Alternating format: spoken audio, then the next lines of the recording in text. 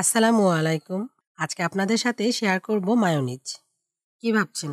কাঁচা ডিম আর অনেকখানি তেল দিয়ে বানাবো? মোটেও না। সেদ্ধ ডিম আর সাথে সামান্য একটু তেল। ব্যাস, তৈরি হয়ে যাবে রেস্টুরেন্টের মতো হুবহু স্বাদের মায়োনিজ। আর খেতেও কিন্তু অসম্ভব মজার। যারা স্বাস্থ্য সচেতন তারা আশা করি আমার মতো কাঁচা ডিমের মায়োনিজ আর খাবেন না। মায়োনিজ বানানোর জন্য একটা ব্লেন্ডার জারে নিয়ে নেব 3টা ডিম।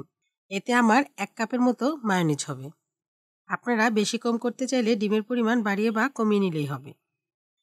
4 থেকে 5 টুকরা রসুন। আরও দিয়ে দিব 1 টেবিল চামচ চিনি। চিনি আপনারা আপনাদের স্বাদ মতো দিবেন, চাইলে একটু বাড়িয়ে বা কমিয়েও দিতে পারেন। হাফ চা চামচ লবণ। আরও দেব 1 চা চামচ গোলমরিচের গুঁড়া। আমি কালোটা ব্যবহার করেছি, আপনারা চাইলে সাদাটাও ব্যবহার করতে পারেন। কালোটা ব্যবহারে আমার কাছে মায়োনিজটা দেখতে বেশি ভালো লাগে। আরও দেব 1 টেবিল চামচ লেবুর রস।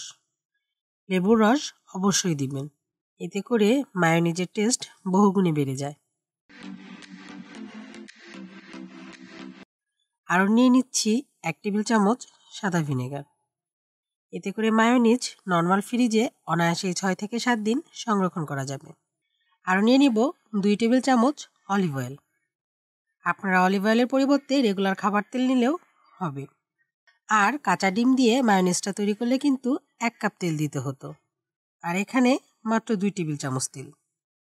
সর্বশেষ দিয়ে দিচ্ছি 2 টেবিল চামচের মতো গুঁড়া দুধ। গুঁড়া দুধ ব্যবহারে মায়োনিজের টেস্টটা বহুগুণে বেড়ে যায়, তাই গুঁড়া দুধটা দেওয়ার অবশ্যই চেষ্টা করবেন। আপনারা টেস্ট অনুযায়ী বাড়িয়ে বা কমিয়েও নিতে পারেন। এখন স্মুথ করে ব্লেন্ড করে নিলেই রেডি হয়ে যাবে সেদ্ধ ডিমের মায়োনিজ।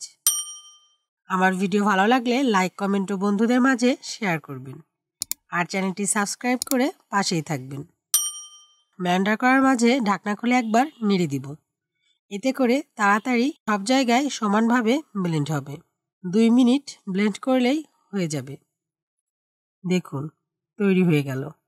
দেখে কিন্তু বোঝার উপায় নেই মায়োনিজটা সেদ্ধ ডিমের তৈরি না কাঁচা ডিমের।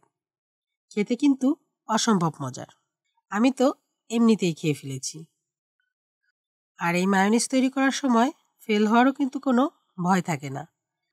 তাই বাসায় নির্ভয়ে তৈরি করুন, আর কমেন্ট করে অবশ্যই জানাবেন কেমন হলো। আজকের মতো এখানেই বিদায় নিচ্ছি। আসসালামু আলাইকুম।